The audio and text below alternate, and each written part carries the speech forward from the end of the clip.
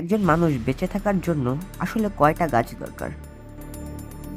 আমরা সবাই জানি গাছ আমাদের অক্সিজেন দেয়, কিন্তু প্রশ্ন হলো একটা বড় গাছ আর কয়টা ছোট গাছ মিললে একজন মানুষের অক্সিজেনের চাহিদা পূরণ হবে?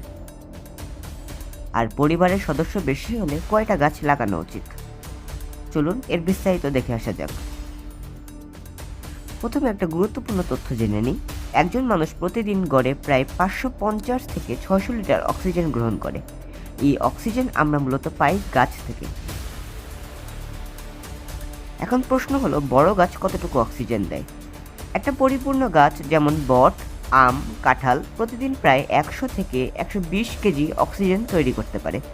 পাঠ্য বইয়ের হিসাব অনুযায়ী বলা যায় একটা বড় গাছ সমান 2 জন মানুষের অক্সিজেনের চাহিদা পূরণ করতে পারে।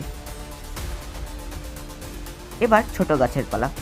ছোট বা মাঝারি গাছ যেমন লেবু, পেয়ারা, শোভাময় গাছ তুলনামূলক কম অক্সিজেন দেয়। সাধারণত বলা যায় 4 থেকে 5টা ছোট গাছ সমান একটা বড় গাছের সমান অক্সিজেন দেয়।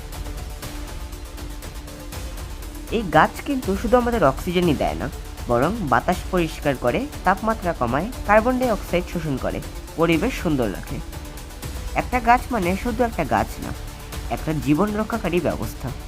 সবশেষে বলা যায়, যদি আমরা নিজের পরিবার অনুযায়ী গাছ লাগাই, তাহলে শুধু নিজেদের জন্য না, বরং পুরো সমাজের জন্য উপকার হবে। আজ একটা গাছ লাগানো মানে আগামী দিনের জন্য একটা নিরাপদ ভবিষ্যৎ তৈরি করা। ভিডিওটি ভালো লাগলে অবশ্যই লাইক দিবেন এবং শেয়ার করবেন। ধন্যবাদ সবাইকে।